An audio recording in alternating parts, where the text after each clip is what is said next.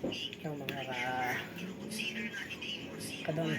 Ito pala yung nabili nating manok Gray Hatch to. Gray Hatch pero black face. Yan. Ito yung may lahing Macrae. Yung mga basa. Mga kadon yan.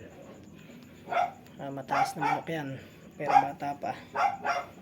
Nabili natin to ay sisiw pa lang. Pero magandang manok yan mga kamakre. Yan mga basa. Black skin. Magandang manok yan. December masusubukan natin to. 45 degrees. Naka 45 yung kanyang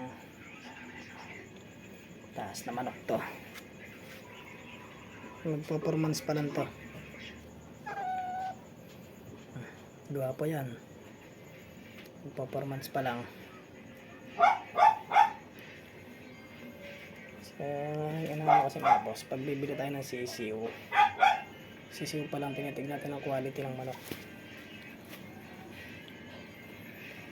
Okay lang na medyo mahal pero quality naman talaga. Sisiw nakapresyo ng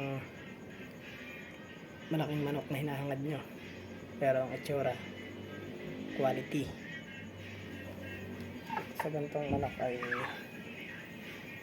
per month siguro mga 3 buwan pa manlalaban na to. 3 buwan pa. Ganda to. Doon lang mga kadun. Salamat.